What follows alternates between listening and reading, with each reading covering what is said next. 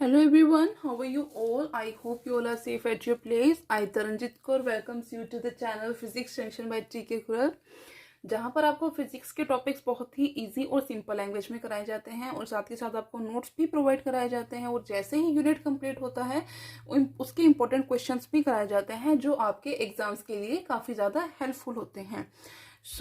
आज की हमारी वीडियो का जो टॉपिक है वो है variation of pressure with depth, कि प्रेशर जो है वो डेप्थ के साथ कैसे वेरी करता है, इंक्रीज हो रहा है, डिक्रीज हो रहा है या कांस्टेंट रहता है। आज की वीडियो में हम वो देखेंगे।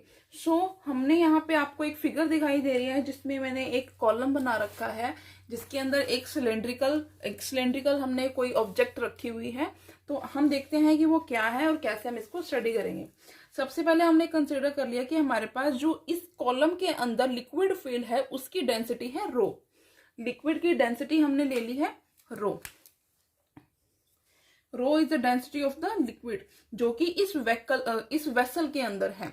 और ये जो हमारे पास लिक्विड है ये इक्विलिब्रियम में भी है और साथ के साथ रेस्ट पोजीशन पे भी प्रेजेंट है। मींस कि ये सारे जो पॉइंट्स हैं पूरे कॉलम के अंदर, पूरे वेसल के अंदर वो इक्वल है और साथ के साथ ही रेस्ट पोजीशन पे प्रेजेंट है ये लिक्विड। उसके बाद हमें यहाँ पे दिखाई दे रहे हैं सी और ये डी, दो पॉइंट्स हैं हमारे पास सी और डी। इसको हमने क्या दिखाया हुआ, देखो यहाँ पे कोई भी दो पॉइंट्स है जो कि लिक्विड के अंदर हैं और इनके बीच में जो डिस्टेंस है, इस सी पॉइंट और डी पॉइंट के बीच में जो डिस्टेंस है वो कितना है, एच डिस्टेंस है। हमने क्या लिया है, सबसे पहले एक हमारे पास वेसल लिया है, उसके अंदर हमने लिक्विड लिया जिसकी डेंसिटी है रो। उस लिक्विड के अंदर हमारे पास दो पॉइंट्स है, सी पॉइंट और डी पॉइंट, जो कि क्या है, एक दूसरे से एच डिस्टेंस अपार्ट है। उसके बाद हमने क्या किया कि इसका जो एरिया हमने कंसीडर कर लिया कि यहाँ पे जो सी और डी पॉइंट्स हैं ये क्या है, एक सिलेंडर के पॉइंट्स हैं। हमने ये जो सिलेंडर आपको दिख रहा है ये हमारा इमेजिनरी सिलेंडर, ये हमारा एक्चुअल सिलेंडर नहीं है। हमने क्या कंसीडर कर लिया कि हमारे पास जो इस लिक्विड के अंदर दो पॉइंट्स हैं सी और डी, हमने कंसीडर किया कि वो जो हमारा सिलेंडर है उसके पॉइंट्स हैं। और ये जो सिलेंडर है हमारा ये इमेजिनरी सिलेंडर है, ये एक्चुअल में नहीं है इस लिक्विड के अंदर। यहां से हमने क्या किया कि इसका जो क्रॉस सेक्शनल एरिया होगा हमने वो ले लिया ए है और जो लेंथ है वो हमने दिख ही रही है कि वो सी और डी जो है वो एक दूसरे से एच डिस्टेंस पे प्रेजेंट है। और हमने ये ले लिया कि ये जो सी और डी पॉइंट्स हैं इस सिलेंडर की फ्लैट फेसिस पे प्रेजेंट है। ये फ्लैट फेसिस है सिलेंडर की, ये वाली और ये वाली। तो हमने ये ले लिया कि ये जो सी और डी पॉइंट्स हैं इस सिलेंडर के फ्लैट फेसिस के ऊपर प्रेजेंट है। उसके बाद हमारे पास जो ये इमेजिनरी सिलेंडर है इसकी हमने मास की वैल्यू कैसे ली, हमें पता है कि जो हमारे पास डेंसिटी होती है, density is equals to mass upon volume. ठीक है, ये हमारे पास वैल्यू होती है डेंसिटी की। यहां से अगर हमें मास निकालना हो तो ये क्या हो जाएगा, मल्टीप्लाई। डेंसिटी को हम रो से डिनोट करते हैं इनटू वी। ये हमारे पास वैल्यू किसकी होगी, मास की। मास किसका होगा, इस इमेजिनरी सिलेंडर का।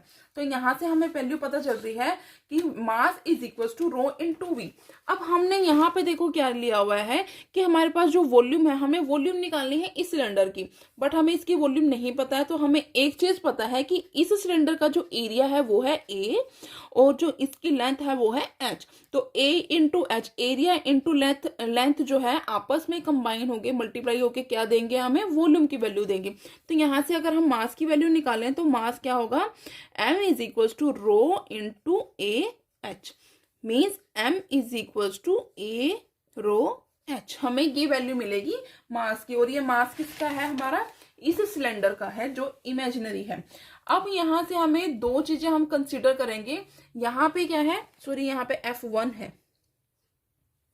यहाँ पे देखो क्या है कि हमें दिखाई दे रहे हैं, यहाँ पे फोर्स है F1 और नीचे फोर्स है F2। जो F1 फोर्स है उस फोर्स की डायरेक्शन है ऐसे, उस फोर्स की डायरेक्शन है ये। ठीक है, उसके बाद जो हमारे पास ये F1 है और जो F2 है उसकी डायरेक्शन है ये। और बीच में हमारे पास वेट है और वेट क्या है, mg, इसकी भी डायरेक्शन क्या है, डाउनवर्ड्स है। सी पॉइंट के ऊपर हमारा जो प्रेशर लग रहा है वो है P1 और डी पॉइंट के ऊपर प्रेशर लग रहा है P2।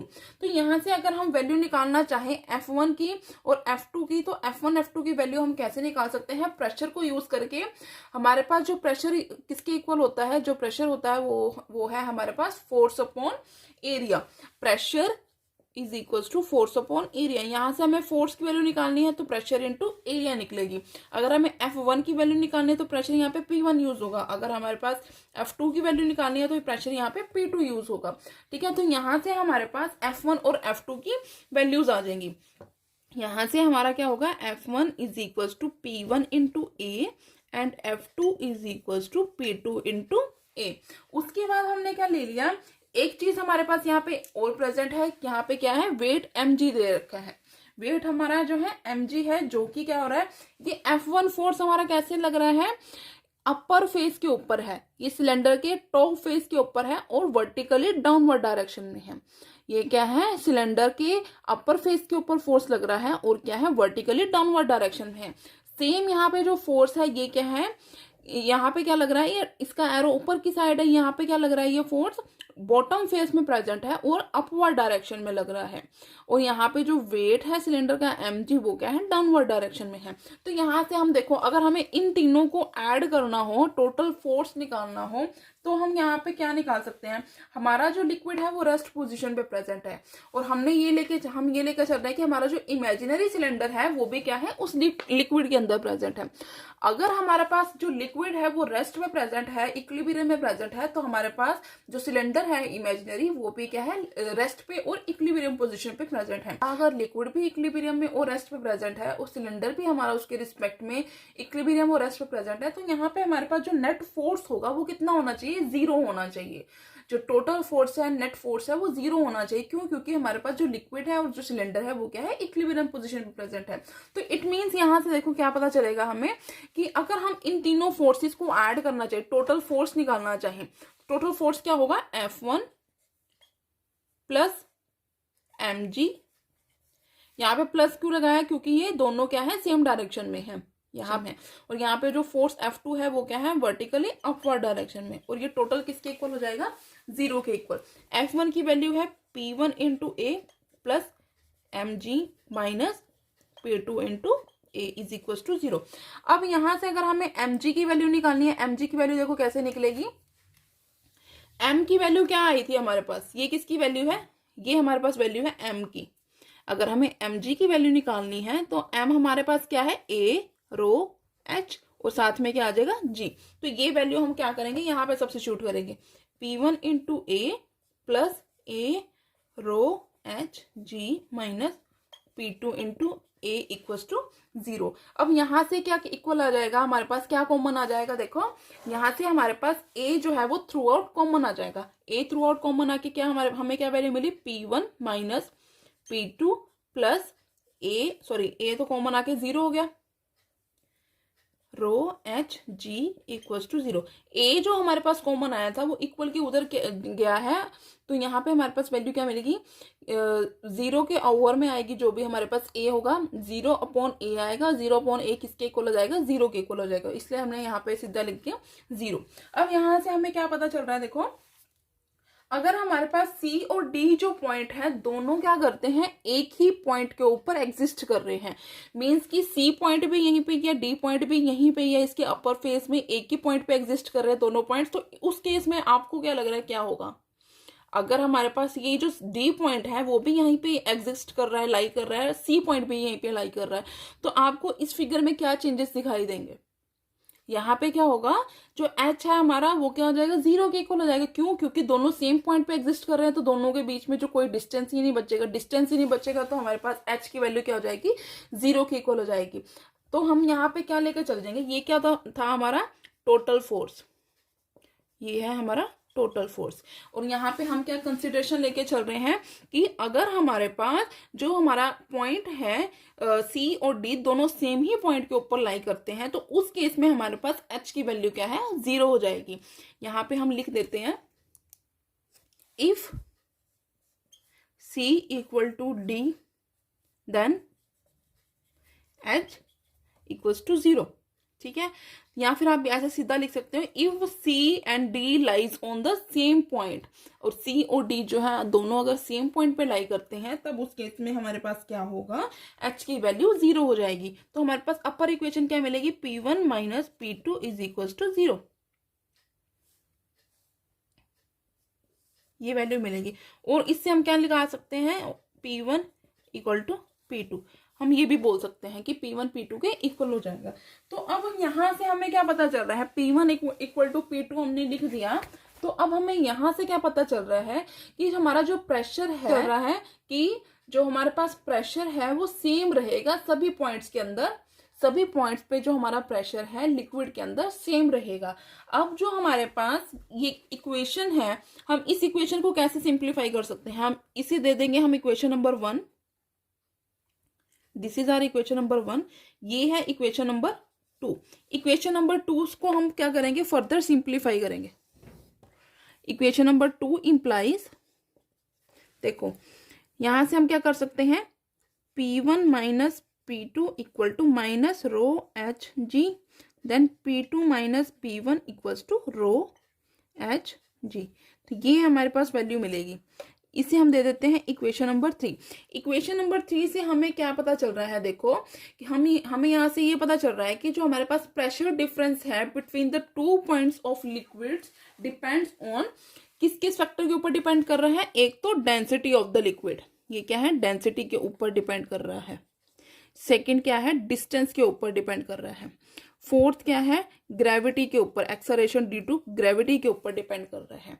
तो हम इक्वेशन नंबर 3 को कैसे बोल सकते हैं कि हमारे पास जो रो एच जी है या फिर हमारे पास जो प्रेशर डिफरेंस है वो किस किस के ऊपर डिपेंड कर रहा है, density of liquid, distance between the points and the acceleration due to gravity g के ऊपर डिपेंड कर रहा है। हम इससे ये कंक्लूड कर सकते हैं। उसके बाद हमारे पास क्या है कि अगर हमारा जो पॉइंट सी है वो शिफ्ट कर जाता है बिल्कुल लिक्विड के बाहर निकल के बिल्कुल टॉप पे शिफ्ट कर जाता है, अगर हमारे पास जो ये पॉइंट सी है ये शिफ्ट कर जाता है बिल्कुल यहाँ पे, जहाँ पे वो वाटर के कांटेक्ट में नहीं रहता, उसका अपर फेस जो है वो फ्री हो जाता है लिक्विड से, तो उस केस में क्या होगा कि हमारे पास जो प्रेशर लगेगा वहां पे लिक्विड का प्रेशर नहीं लगेगा। क्यों? क्योंकि वो लिक्विड के बाहर निकल चुका है। वहां पे प्रेशर कौन सा लगेगा, एटमॉस्फेरिक प्रेशर लगेगा। तो हम यहाँ पे क्या करेंगे, जो हमारे पास प्रेशर होगा उसको हम रिप्लेस कर देंगे किससे, PA से। जो हमारे पास प्रेशर होगा P1, ये वाला जो प्रेशर होगा P1 को हम PA के इक्वल रख देंगे, और हमारे पास जो टोटल प्रेशर होगा P2 उसको हम P के इक्वल रख देंगे। ये है एटमॉस्फेरिक प्रेशर और ये हमने क्या ले लिया, P ले लिया। तो यहाँ पे अगर हम पुट करते हैं तो हमें क्या मिलेगा, P minus PA is equals to rho H G, हमें ये वैल्यू मिलेगी। और यहाँ से अगर हम टोटल प्रेशर की वैल्यू निकालें तो हमें ये मिलेगी, ये हमें मिलेगा टोटल प्रेशर। तो यहाँ से अब हम क्या इस इक्वेशन से, इस फोर्थ इक्वेशन से हम क्या बोल सकते हैं, हमें क्या पता चल रहा है कि हमारे पास जो टोटल प्रेशर है वो ग्रेटर होगा कितने फैक्टर से, कितने अमाउंट से, रो एच जी से।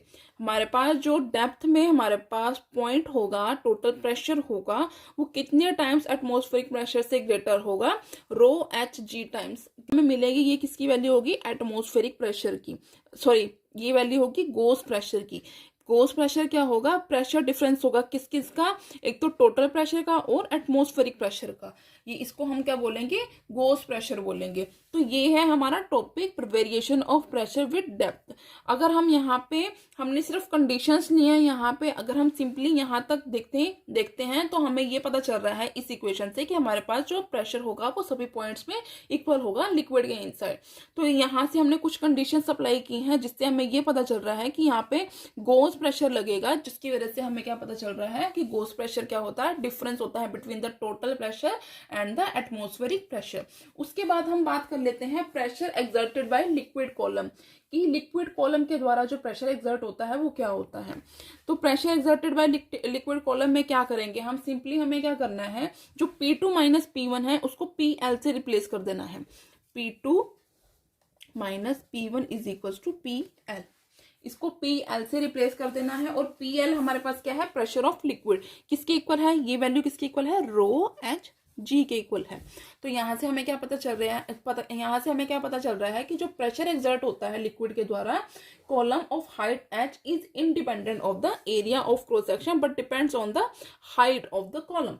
जो कॉलम है उसकी हाइट के ऊपर डिपेंड करेगा, उसके एक्सेलरेशन ड्यू टू ग्रेविटी के ऊपर डिपेंड करेगा, और जो लिक्विड है उसकी डेंसिटी के ऊपर डिपेंड करेगा। So that was it for today's video. आप आई होप आपको ये वीडियो अच्छी लगी होगी और आपको कुछ ना कुछ समझ में आया होगा इस वीडियो में। अगर आपको मेरी वीडियो अच्छी लगी तो मेरी वीडियो को लाइक करना, मेरे चैनल को सब्सक्राइब करना और ज़्यादा से ज़्यादा शेयर करना। Thanks for watching.